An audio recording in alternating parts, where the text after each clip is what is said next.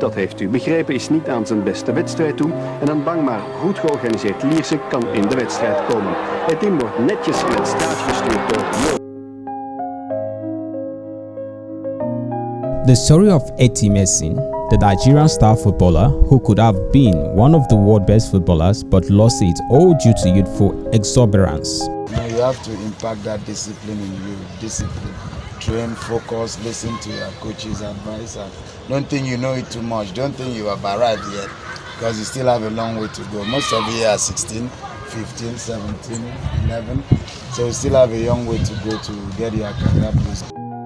Before the days of Jay-Jay Okocha, there was a playmaker in the Nigerian team who was a great dribbler and was even nicknamed the African Maradona.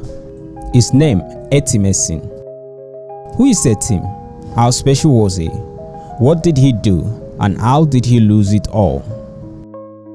It was 1987 and the Nigerian under-20 team were in camp around Surulere, preparing to leave the country in a few days for the World Cup in Chile. Etim Esin was the star boy of the thing, a supremely gifted player who had something extra each time he was on the ball. Esim was one of the few players who would effortlessly make the Nigerian team of any generation. The under-20 team were under strict instruction not to leave camp, but Etim Esin couldn't resist. He broke out of camp with two other players to visit a nightclub. On their way out, armed robbers attacked him and shot Etim Esin in the leg. He was thought to have died, but luckily he was found and given early medical attention. The medical team had to rush through his medical process just to get him to the World Cup. Etim was able to make it to Chile half-faked, and Nigeria was thoroughly embarrassed as they crashed out of the tournament with the worst result since the team debuted in 1983.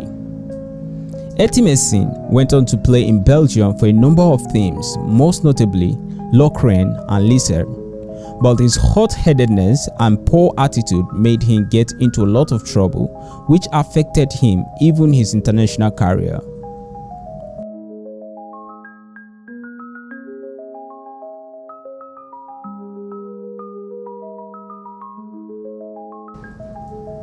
Apart from minor spats with the coaches, he got into major troubles in the 1990s when he was accused of raping and impregnating a white girl in Belgium. The case that followed that grave accusation shoved his career into a free fall, and even his enormous talent could not halt the slide. He escaped home from Belgium and insisted on his innocence, although he was eventually vindicated when the white girl gave birth to a baby with no traces of black blood. They gave birth, the offspring was a white offspring. It's Mumuni that have that story, because it's Mumuni, complete sport. He's alive. Yeah, you can give him a ring, allow.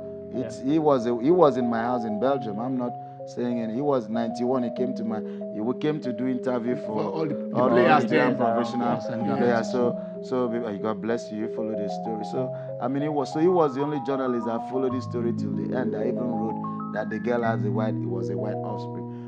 The stigma never went away. His once promising career crumbled, and the accusation of a crime as heinous as rape proved too heavy for Esim to recover from. There seemed to be no way back for the stylish midfielder, once fondly called the African Maradona, as he was not able to play at the highest level again until he retired. Painful that we never got to see how good he would have become for himself and for the country. But the major lesson in his story is there for us to see and learn from. A good attitude is very important to success. Without it, even the best of talent can waste away. Village people are not always behind your troubles. Your greatest enemy might just be your poor attitude.